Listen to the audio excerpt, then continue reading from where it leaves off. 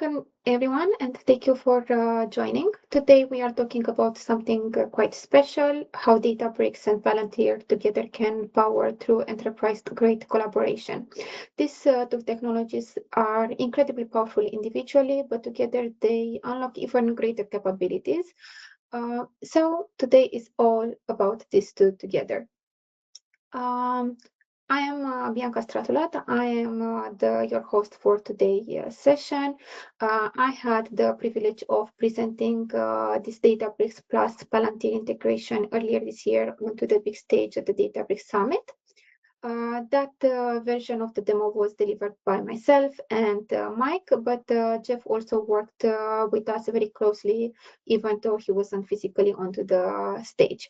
So today, Jeff Jones, our senior Databricks architect, will lead the technical walkthrough end-to-end from Unifeye perspective. And we are very lucky to have today Mike Tobing, the senior specialist solution architect at Databricks, who will explain why these two platforms are generally better together, not just from a technical standpoint, but from a strategic and enterprise architecture perspective as well. So I will host, keep the flow going. I will take all the questions at the end, but the stars today are definitely Jeff and Mike. Before moving on to the presentation, for those of you that are new to our webinars, let me introduce Unifeye. At Unifeye, we were founded on a simple belief: data should not just inform decisions, it should accelerate outcome.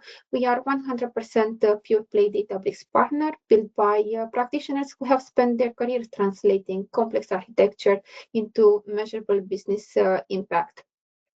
Our goal is very clear: to help organizations move faster from experimentation to production.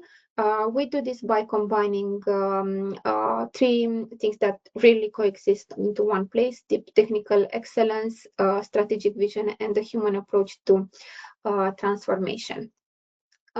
We are more than a consultancy. We are a community of architects, engineers, and we are bringing all the database concepts more closely to the widely Databricks community.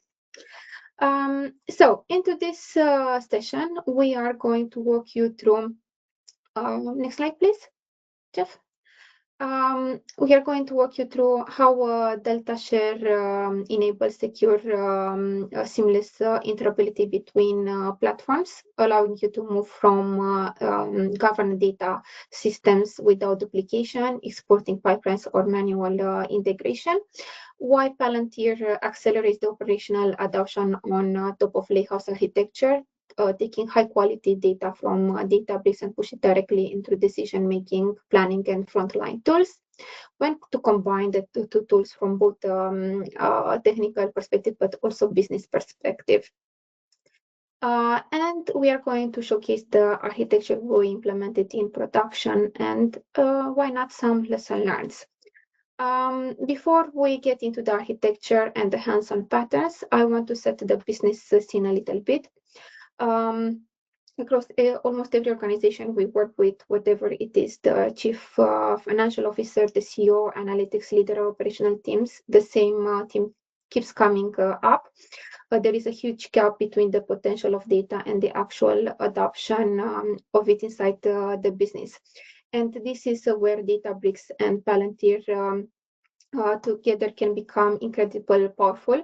Databricks give you the strong foundation, unified data, high quality pipelines, but good data alone doesn't transform a business. We know that. Someone still needs to take that clean, trustworthy data and turn it into real decisions, real workflows, and real operational outcomes. And yes, Databricks today can absolutely power AI and BI natively. The platform is evolving so fast, and features like AB Genie make analytics more accessible than ever. But complementary tools like Palantir don't compete with Databricks. They extend it. They fit naturally into the ecosystem. They don't reject each other. They actually enhance each other. So this is where Palantir shines, enables the planning, the forecasting, the optimization. But Mike it is going to talk you more about why these two are better together. So for now, let's move on to the core content. So Jeff, over to you. Thanks very much, Bianca. So a key technology that complements this sort of synergy we're talking about between Databricks and Palantir is something called delta sharing. We're going to talk a little bit about that before we move on to the sort of real meat and potatoes of how Databricks and Palantir work so well together, just to give us some context. So delta sharing is what we think of as kind of the missing protocol for enterprise data collaboration. If you think about it this way, traditionally we'd have protocols for sharing files such as FTP or web HTTP. For messages, you would have SMTP or Slack. But until delta sharing, we didn't really have an open protocol for sharing live data sets securely across boundaries, either within organizations or out with. And what we've got on screen here is some of the sort of more traditional patterns that you might expect to see, where you might copy data to an S3 bucket in the cloud. Your partner would then download that data and then create their own copy, and you have no visibility of it and no sovereignty over it once it's gone. You might build a custom API to expose that data out to another part of the business or to someone external, but you have to maintain authentication. It goes over the open internet. You have to handle versioning of the API, etc. Or you might just set up, if it's relational data, you might set up replication, but then you have to pay for egress fees as it leaves, ingress fees as it comes in. You have to manage that synchronization. There's a lot of administration that goes on to that. So what does Databricks kind of do differently? Delta sharing was presented by Databricks as an open source way that's super straightforward to get spun up, and the steps are really straightforward. So from top to bottom, it's effectively the provider shares a data set, and we'll talk about what constitutes a share later, but that's done through Unity Catalog, so we've got great governance there. The recipient gets a secure credential and an endpoint that they can query, and then the recipient, after that point, just reads the data directly from the data source using open protocols. There's no physical data movement, no data is copied, and there's no custom integration code that needs to be built either side. What are the benefits for you as the provider and for someone as the consumer? First, you have super granular control. As a data provider, you have precise control over what it is that you actually share. You can share an entire table. You can share a cut of that table. You can share specific columns within that table. You can, and it depends on the use case. You can be super selective or you can be really broad with it. This is critical for enterprise environments where you might want to share a certain cut of, for example, last quarter's financial data with auditors, but not the current quarter, or share regional data with regional teams without exposing the global data set. Clients only get access to the specific subset of objects that you authorize and nothing more. The second really good benefit is you have this real-time consistency with reliable updates. Because Delta sharing is built on the Delta Lake file format, you get the benefit of acidic transactions where everything's tightly controlled and logged. What this means practically is that as a data provider, you can update your data in real time. Maybe you're continuously ingesting new transactions, or your machine learning pipeline is updating a prediction score every hour. Recipients consuming that data through delta sharing will always see a consistent, fresh view. They'll never see partial writes or corrupted data. It's always a valid snapshot of your table at a specific point in time. Thirdly, and this is really huge, is that it's completely platform agnostic. Recipients don't need to be on Databricks. They don't even need to be in the cloud. Delta sharing works across all the major hyperscalers, AWS, Azure, and GCP. You can have your Lakehouse in AWS and share with a partner in Azure, or even share from cloud to an on-premise user. We'll talk a little bit about in our implementation, the case study that we'll talk through, but we had Databricks running in AWS, sharing data that was hosted on an Azure platform that was a totally not very up-to-date version of how Databricks can be implemented, sharing through those two environments in order to propagate up into Palantir, and it worked incredibly easily and incredibly well. It kind of just works, which is pretty cool. It eliminates vendor lock-in and it gives you real flexibility in your architecture. And finally, it's fast and it's super simple to implement. From a technical perspective, if you already understand how Parquet files work, which most modern data tools already do, implementing a delta sharing client is super straightforward. Most prototype implementations with open source engines or BI tools can take very little time to implement, maybe 1 to 2 weeks. It's fast. Data transfer is cheap and reliable because it leverages your underlying cloud storage infrastructure. It's also parallelizable, so whether you're sharing gigabytes or even petabytes, performance scales naturally. So these 4 characteristics, granular control, real-time consistency, platform independence, and simplicity, are what make delta sharing the foundation for secure enterprise data collaboration. So now that we've got the context around how delta sharing works within and without organizations, I'm going to hand over to Mike, who's going to give us a little bit more of a granular deep dive into how Databricks and Palantir work together.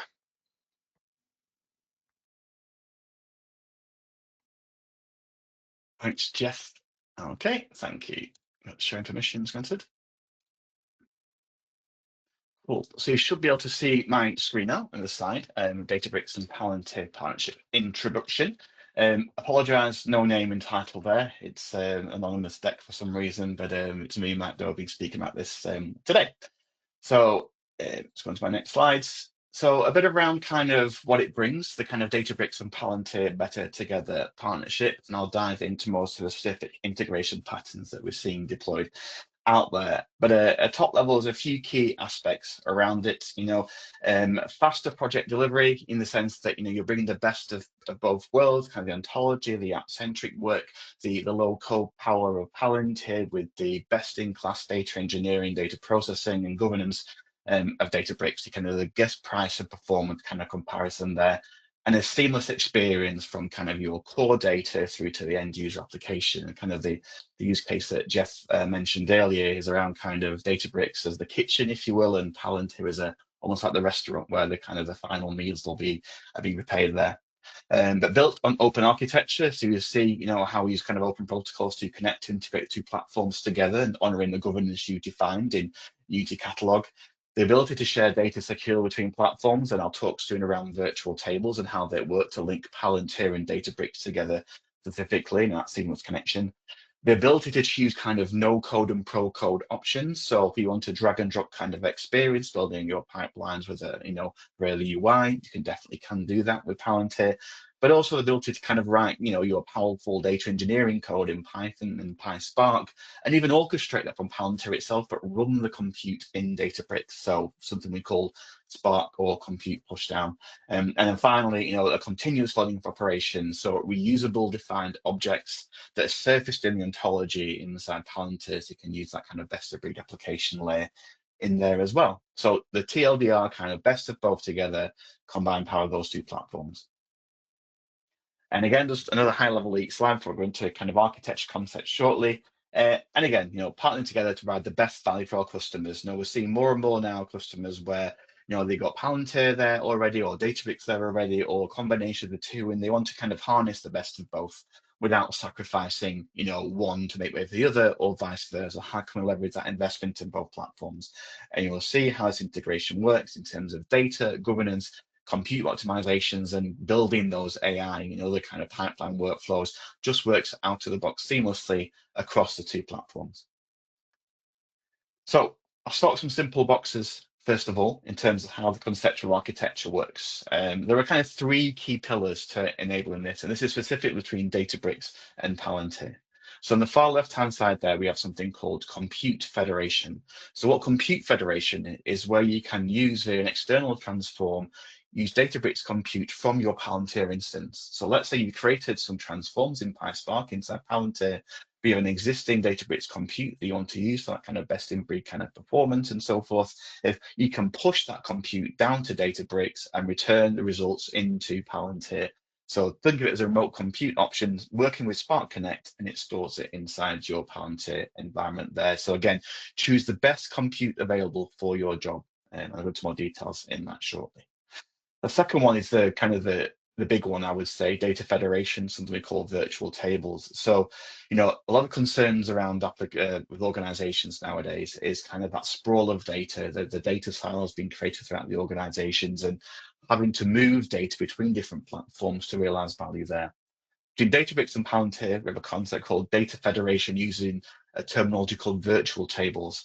And essentially what it allows you to do is define a table connection inside Palantir that will read your Databricks instance, your Unity catalog, into Palantir without physically copying data across. So think of it similar to Lakehouse federation in Databricks, where you inflate the metadata inside Palantir, but when you're interacting, you're firing queries, it's interacting with your data securely stored in Unity catalog in your own environment there. So, and I go into more details shortly. And then the final thing there is that unified catalog. So right now, we support full Unity catalog integration in the sense that you can use a workload identity federation from Palantir, connect to your Unity catalog metastore, apply all that governance there in terms of controls and detection and all that kind of monitoring, and then connect your data inside Databricks via UC. There is no need to punch holes and read things down from files. It's all, from a governance perspective, it's all managed through that central govern plane in UC and integrates across both those platforms. Okay, and that enables the kind of use cases you've seen on the right-hand side there around kind of logistics, preventive maintenance, and various other use cases that we'd use the combined platforms for. So you're going to take anything away from today in terms of those key integration patterns: compute federation, data federation, and a unified catalog. That's probably a big sorry, Mike. That's probably a big benefit there. You know, if you're looking at it through the lens of a CXO or a CDO kind of lens, that compute federation is probably something that's quite interesting, just from a consolidating your spend perspective and that administration of where that spend goes, and that there's probably a lot of benefit there, isn't there? Yeah, 100%. And you may, then some companies, well, a lot of companies, Databricks customers will have, you know, commit deals with Databricks where you kind of bought your compute up front, and you want to kind of make sure you still leverage that investment as part of it. So by using that compute push down, definitely leverage that compute and burn the compute that you've provisioned for and bought for. So yeah, definitely. Brilliant. Yeah, and so the broader picture, so the two things top and bottom there is very simple. The top layer is kind of all the things you know from Palantir, so the ontology, that magic source, that semantic layer, and so there, and the things surrounding that. And in Databricks, the things obviously you know from Databricks, pipelines, UC, data engineering, and a lot of things there. I'm not going to talk around what's in individual platforms today, but the main thing is around kind of the Spark pushdown virtual tables and unified governance there. And the virtual table, again, let's say, is kind of the game changer, I would say, so removing those data styles. And the way it actually works under the hood is when you define a connection via UC into Databricks on Palantir, you define via a service principal or via kind of identity federation, like I mentioned there. It reads the credentials from UC, and then depending on the method you've chosen, it will either stream the data in from your storage account using the credentials mapped to UC, similar to how Delta Share works that Jeff mentioned earlier. Or for those organizations where you can't allow that kind of access on there, it will use a fallback to a JDBC connection instead. So it creates a virtual SQL query to the same store. So you've got kind of two paths it will take, depending on your governance and kind of restrictions, but either way work really well, and they're very performant as well, without the need to physically copy data into that other environment there. So, you know, extending your kind of Databricks governance to all your data sources to integrate it into one place. In terms of where we are today, I've got a few more patterns to come up, but like I mentioned in a few bits already, so JDB connectivity for Databricks tables is already there. We do support data syncing as well. So there are use cases where it makes more sense to physically ingest the data into Palantir for certain kind of big ML use cases or training use cases. So you can do incremental syncs into Palantir as well, not just virtual tables, which I've talked about already. You know, pipeline builder, which is a Palantir thing, a UI-based thing where you can create a drag and drop data engineering pipeline and define what's called virtual table outputs. So what that means by this is not just reading data from Databricks, you can write data back into Databricks as well. So let's say you want to do the transformations via the UI or even through the external transforms, that you can set your target as your Databricks Unity Catalog instance as well. So it writes it back into Databricks too, so that full seamless best of both things there as well. There's a plethora of things on there as well that I won't go into all things in interest of time. One thing that is supported right now, which is a key thing, I think it's key to call out, is the support for Iceberg as well. So obviously, what Jeff mentioned around the Delta support with Databricks, both platforms readily embrace Iceberg now as well. So you can store and read data in the Iceberg format from Databricks and Palantir. And there's a further integration coming through where we're going to be federating catalogs back as well. So you can map your Iceberg catalog from Palantir into Databricks as well for that full end-to-end view of the world. I mentioned compute pushdown, Databricks Connect on there. So again, the way it works under the hood, well, it's not under the hood, you'll see it when you build things in Palantir, is you'll write a transform and say PySpark, and then you put a compute target and you can put serverless, which will be Databricks serverless, or a specific cluster inside Databricks, and it runs that processing inside Databricks, but orchestrated from that Palantir pipeline. So again, a few options there as well, just to talk about. In the future, I mentioned around future scoping there around foreign Iceberg catalogs.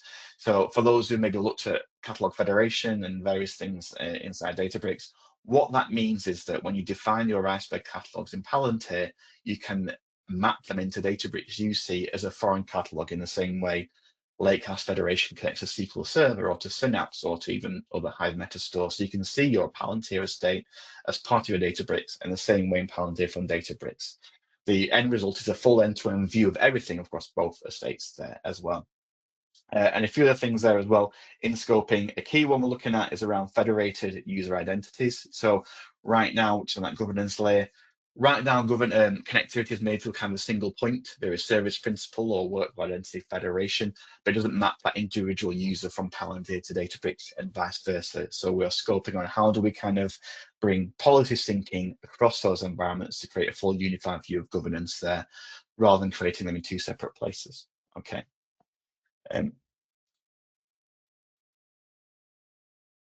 So getting forward, like I say, I think this is kind of more of a Databricks-centric view, but I would say speak to Unifeye if you're encountering kind of a Palantir and Databricks kind of option there, and then they're ready to engage with your Databricks account teams, and they will bring the right people to support as needed. But the Unifeye got excellent expertise in delivering this exact pattern from the use case that Jess mentioned already. Just a couple of things to mention for our integration patterns on here. So this just expands on it a little bit more detail. It's similar views of the data there, but kind of you can see maybe the screen maybe a bit small on there, but in terms of the way it works inside Foundry, the Palantir aspects on there from a visual level is virtual tables. These are defined on here, and the key thing to mention is these are auto registering as well, so you don't have to physically create a virtual table for every single new table you manifest inside Databricks. It'll auto register virtual tables based on the UC connection that you define. So you create new gold tables or silver tables in Databricks, they will automatically appear as virtual tables inside Palantir, and then you query them in terms of how it works on screen there. And that underlying query hits Databricks using the governance and credentials you defined already on the back of that. And I mentioned it supports obviously Delta and Iceberg, as I mentioned there. Again, a bit more on these in terms of how it works. So again, Palantir will virtualize Delta and Iceberg tables from Databricks and all that zero copy indexing into the ontology, fully inflates that metadata and that's fully readable inside Palantir as well, and that bulk registration of tables that I mentioned in the previous slide. So it's automatic, it's not manual, it's a key thing there as well. And I mentioned in our future roadmap about this ability to bring in Iceberg catalogs in Palantir and expose that in each catalog. In terms of governance, and again, this is just kind of stating the things I mentioned on the main slide, but more breaking them out separately. So what we have today is kind of that workload identity federation. So defining that service principal within the Databricks workspace that allows, so within Palantir, that allows it to connect natively into Databricks without creating separate identities elsewhere. And then apply those permissions as a vendor credential in Unity catalog. In scoping right now is that kind of that bi-directional mirroring of policies. So again, if my.dobing, for example, exists in your Palantir instance, can I be synced across into Databricks and permissions kind of mapped across, and vice versa, rather than creating two separate places? It's not a big thing right now because a lot of people, I would say, want to have separate permission models anyway between the platforms, but the ability has been scoped to kind of sync those two together. I mentioned around compute integration, the 3 or 4 of this one. So again, Palantir, like I said, it can trigger Databricks compute resources through what's called external transforms. So that's code in Palantir, PySpark kind of notebooks essentially, but you pass the compute to Databricks target in progress. what's coming soon as well is, so that's through the external transform through PySpark. There's also defining compute pushdown in Pipeline Builder and Contour as well. So when you're building applications and visual pipelines inside Palantir, you can define the compute target as a Databricks compute. And so for those familiar with Palantir already, you'll know you choose the compute option when you're building pipelines. You'll be able to choose a Databricks one as well as part of that. Workflow, and the final one on this before I hand over back to Jeff is, again, workflow integration. So what you can do today, Palantir Workflows can trigger the registration of our models in ML models inside Databricks as a manual progress, a manual step, sorry. But what's in scoping is this key thing on here. So it's maybe not as mature as the other aspects just yet. It's kind of that turnkey integration of Databricks, LL models and LLMs and other assets inside Palantir workflows. So calling Databricks endpoints as part of your workflow and returning that back into Palantir. That's actually a mix of in progress and scoping as we speak. And the final thing on here, where I'll pass back, just kind of recap what I started when I was talking at the beginning of this. So joint solution benefits, much increased accelerated time to business outcomes, not two separate silos, but two platforms working together, delivering that value much more quickly, much more efficiently, and leveraging the best of both as you need to do it. Open interoperable data ecosystems built on UC and Iceberg and Delta, so open protocols, and allowing to fully expose that data between those two platforms there. Real-time data being shared, so no kind of batch processing. When it's hitting Databricks, it's visible in Palantir straight away. And again, allow your experts, be there no-code specialists from a business lens or for your data engineers using kind of in the code, to be able to do whatever method they want to do to build their pipelines, drag and drop or through professional code. It all integrates end to end too. And then ultimately, for the kind of the Palantir perspective, it supercharges the business operations with that ontology. So the ontology is that layer inside in Palantir that represents your organization, those relationships, fully indexed into there, so you can start building applications, actions, and models on the back of that inside Palantir. So I think, Jeff, that's me. I'll pass back to yourself. Thanks, Mike. So I guess another, I'm obviously quite excited about this compute pushdown piece, but it's particularly interesting if you work in let's say a regulated industry or somewhere where compute is tightly controlled and you need a very specific flavor of compute. It needs to be hardened in a certain way, etc. And you might have limited resource around that or limited scope to modify that. That can be really beneficial when you've got it available for you in Databricks, maybe not difficult to get it in Palantir. So being able to push that down and retain that compliance with whatever regulatory framework you're operating in, that can be a huge benefit as well, right? Definitely, yeah. Just pass the cluster ID to your specific image, and it'll just you run the compute on that target image. Yeah, definitely. Yeah, and it sounds like one of those marketing things where you're saying it's as easy as just pointing it in the right direction. But you and I have actually done this in practice, and it genuinely is that easy. You just point it at the cluster ID, and away it goes. Which is it's unnervingly easy.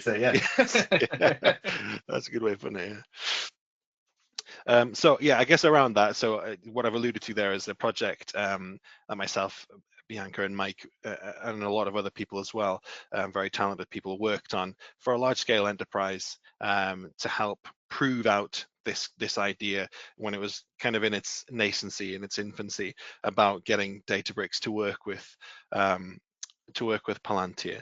So I'm just going to talk through that in terms of a case study to sort of round out the webinar now.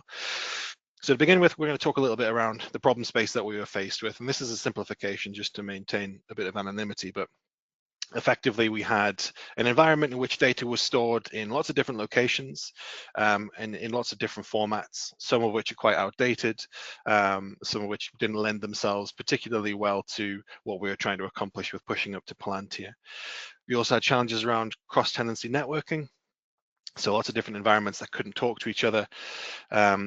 There was a constraint around Palantir being the only plane through which a certain subset of business users were allowed to operate with the data for regulatory reasons. And this is a pattern that we probably see quite a lot out there in the marketplace. And that was one of the key drivers of success for this particular proof of concept. And the fourth constraint was Palantir had to use virtual tables, which Mike talked quite a lot about earlier, where there is no copying of data. It exists in one place, but it's just exposed via Palantir. So that was really what we were trying to unlock. As we can see in the slide here, we had two broad demonstration environments that we needed to integrate. One was in Azure. We had Databricks in there, but it was quite an early implementation of Databricks, so it didn't have a lot of the bells and whistles that you would see from modern implementations. Don't even think it had Unity Catalog enabled. And there was also Azure Synapse in there as well, and it was all hosted within the Azure system. We also had another environment that was hosted in AWS that had a more modern implementation of Databricks.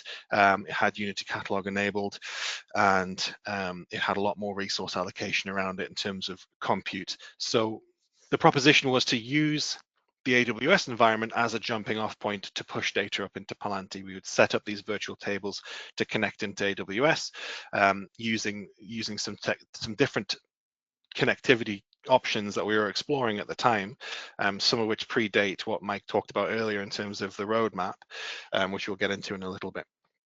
But another thing that we definitely wanted to be able to explore was getting data from other environments into this AWS environment so that we could get a root and branch exploration of all the data that was within this company's estate into one place ready to be consumed by Palantir. So that was the sort of problem environment that we had at the time.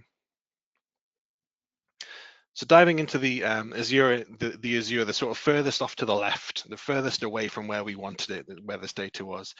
The data was initially stored in Parquet files.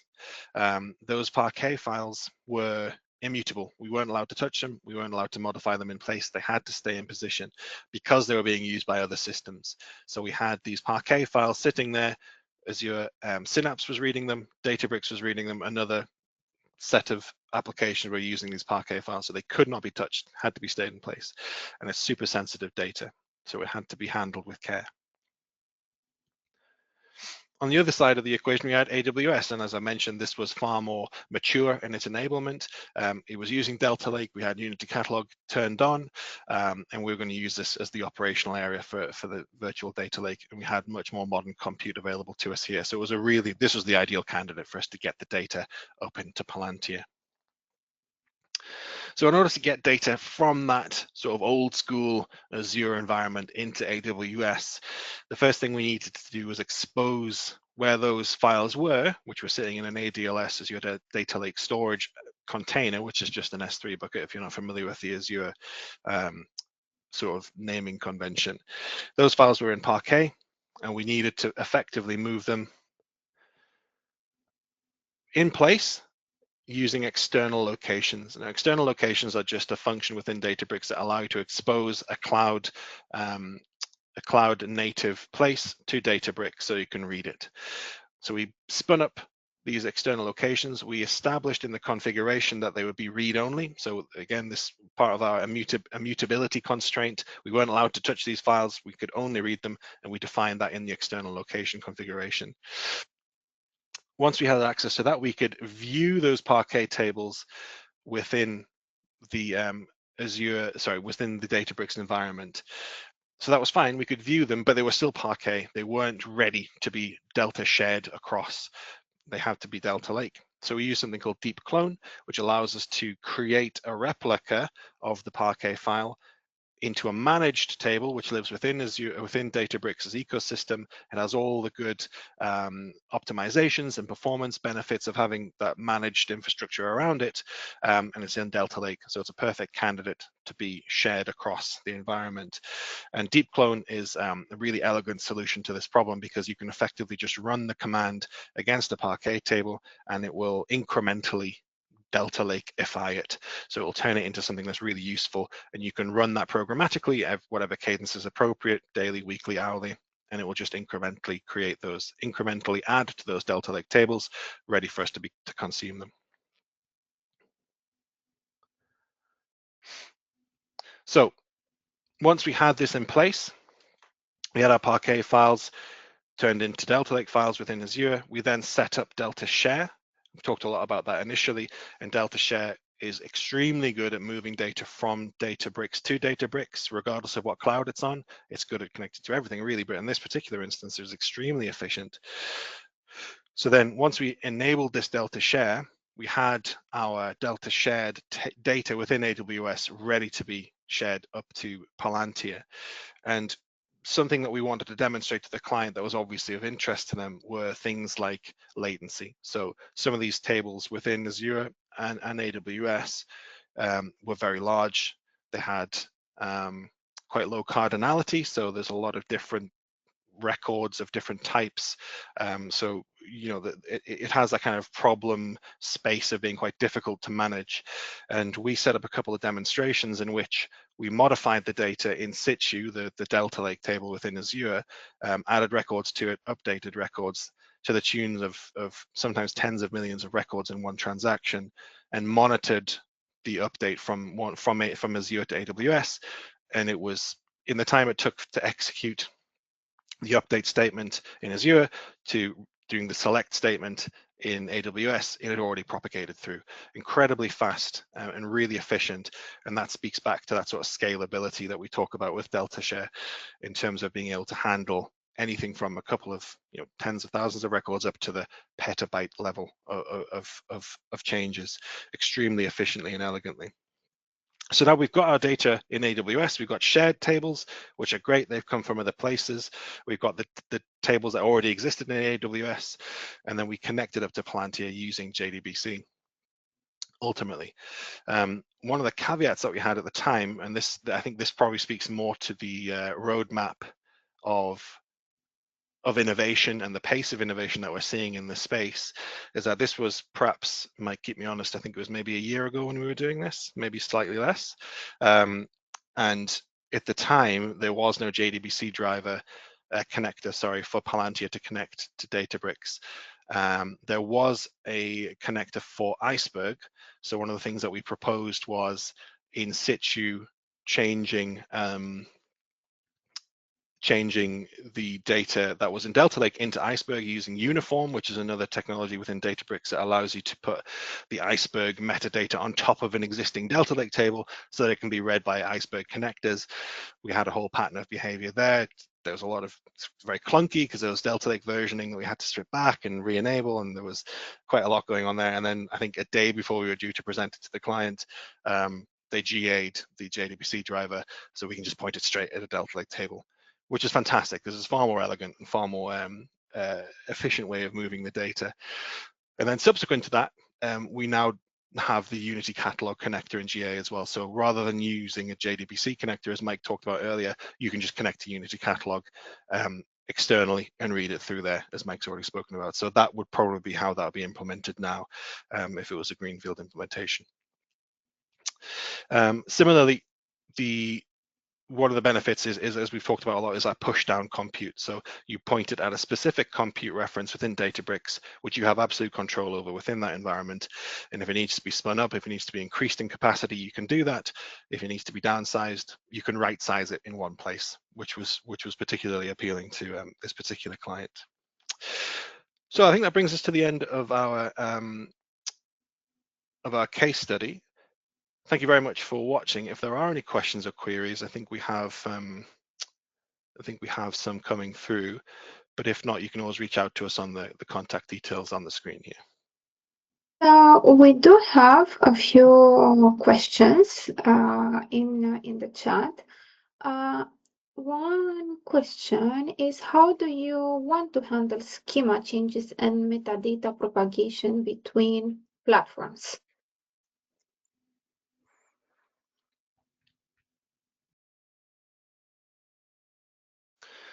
So how do you want to handle schema changes and metadata propagation between platforms?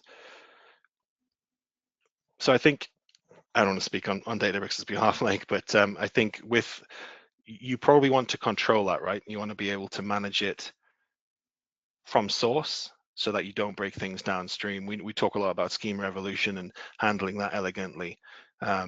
I guess it's contextual, isn't it? It depends on whether you want to be able to be flexible. If data changes its shape and size, its source, you can set those rules up in that configuration, right?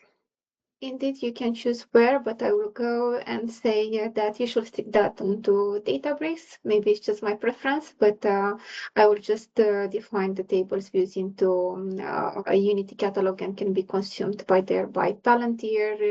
Any changes managed through a change process. We know how to do that on Databricks, and we store the business metadata, the tags, owners, and API classification and lineage into Unity catalog. Palantir will read from the goal layer rather from the raw source. That will be my preferred approach. Yeah, no, I would agree. It's just worth adding that obviously, when you do the virtual tables from, say, Databricks into Palantir, the virtual table is just exactly what it says. It's a virtual representation of the metadata it's reading from Unity catalog itself. So you define that as your story in this sense. The virtual table is just a representation of that. So it's not like a physical schema change.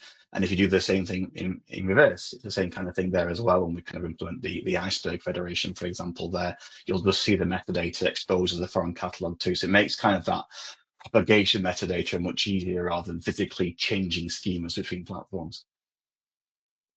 Okay, the next one I bet is coming from a business person. So how do you mitigate concerns about latency or compute cost optimization?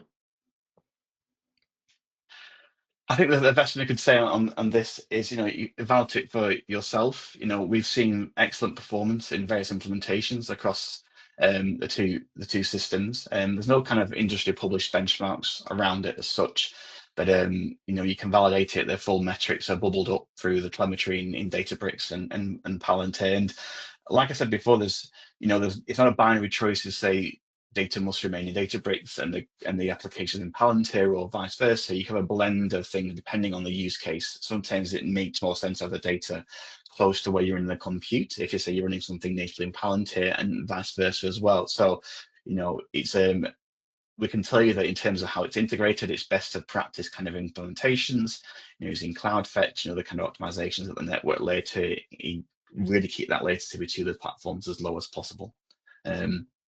But yeah, anything to add, Jeff or Bianca, on that? I'll add, so I've been doing presentations also onto the integration between Databricks and Power BI, and something that I will repeat is to do the heavy lifting in Databricks and send only to Palantir what truly needs and the right size of the compute. Just to make more of a summary, I think Mike is more polite onto the answer, but for me it's more about doing more on Databricks, which is not surprising.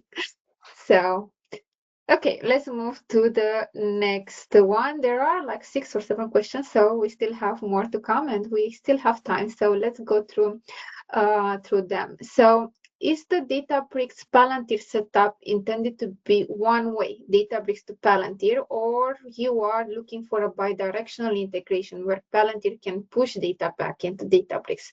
I think this is more of a product question, Mike. Do you have any insights on that? Yeah, so it's intended to be bidirectional. So as I mentioned earlier, so that the virtual table supports kind of connectivity, but also virtual table outputs as well. So you can read from virtual tables in Palantir from Databricks, but also use the same connection to write back into UC from Palantir as well. So it's bidirectional right now out of the box. Going forwards, when we have the full kind of federated iceberg connectivity as well.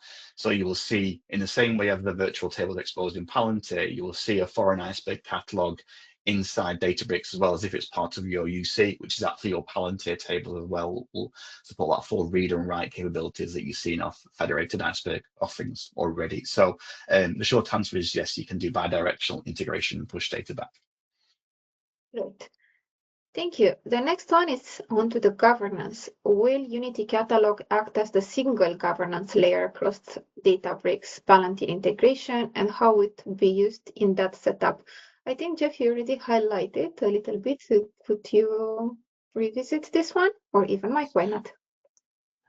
I mean, I think, I believe, and I'll put my hands up straight away and say I'm completely biased about this, but I would say Unity Catalog is an excellent product. It's open sourced. It works extremely well within the Databricks ecosystem. I would say it's contextual. It depends on the business context and the nuance of how you're implementing this.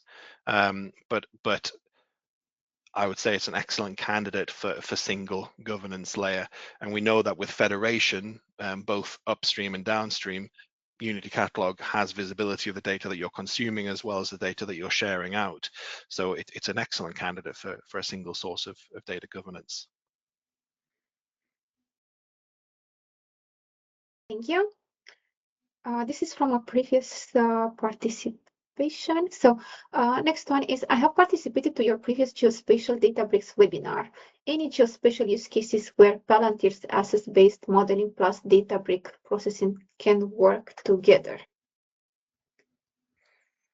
So I think we've definitely seen in some of the use cases that we've explored, Palantir has some very good geospatial analytics baked in, and particularly around the visualizations. Obviously, Databricks have released very recently some new geographic functions. How they translate to Palantir, I think that probably hasn't been bottomed out really yet. But I think they probably do work very well together. Mike, have you seen anything out in the market around that? I've not myself, but I'm happy to kind of ask internally and feed it back to yourselves to link with any attendees. It's not one I've encountered, but there are different geospatial SMEs that may have encountered this kind of use case. And it's been in the wild for about 3 weeks, hasn't it? So it's pretty cutting edge stuff. Indeed, and we have another webinar coming onto the geospatial, but with AB Genie usage. So please check out our calendar. And why not? We are going to do a little bit of investigation also into the Palantir integration onto the geospatial and come with more answers to you guys. I think the last question is repeating itself. So, are transformations happening primarily in Databricks, Spark, SQL, Delta Live tables, or do we want some logic to live in Palantir? Which one is the best approach? I think we have already answered that, but I will give you the stage. Mike, do you want to put the emphasis again? Yeah, sure. I mean, the short answer, it sounds like a cop-out, is it depends. I mean, where you want to do, obviously you can do it in both platforms. So, and depending on the blend of how you've done your architecture, you can do transformations in either place. Typically, you may say bronze to gold layer or bronze to silver layer in those kind of terms. You'll do your transformations in Databricks using declarative pipelines and PySpark and create those assets there. And then in Palantir, you may want to be creating platinum or gold level assets to build with your ontology or apps and Palantir. So in there may be another layer of transformation where you interact with your serving layer in Databricks or silver layer using virtual tables and build a layer of transformation that's more app-centric or business case-centric inside Palantir itself, with Contour and things there as well. So you've got the flexibility to choose, really. It depends on kind of the use case and the outcomes you're trying to, where you're going to be serving the data from ultimately as well. So a bit of a cop-out answer, but you've got a few choices there. I think that's a really good point, Mike. And oftentimes, we think about these things in terms of pure greenfield, that, we have a lot of options and a lot of different ways you can implement it, and there isn't really a best path. But to be pragmatic about it, these things are often rarely implemented in a vacuum, and there will be tight constraints around what can be done where. And particularly, in heavily regulated environments, you might have places where a certain cohort of people can only operate in a certain environment, such as Palantir, in which case those decisions are made for you. But this particular integration is set up in such a way that you have that flexibility to address those constraints. So this is why we highlight depends, because depends on to the constraints that you have within the business, and to work within the business constraints, business logic, and users' access as well to the data. And sometimes Palantir is the best choice to have your gold layer. Sometimes it is better to have it into Databricks. The choice will depend onto your assessment, onto the business and the data assessment. Okay, this is the end of the webinar. Thank you very much, Mike, for joining us today. It was really a pleasure to having you. Jeff, thank you for driving the technical presentation. We have our next webinar coming up Wednesday. I will release soon the details, so please keep an eye on our meetup page. Thank you very much and have a great day. Thanks, everyone. Thank you, everyone. Cheers. Bye-bye. Bye-bye.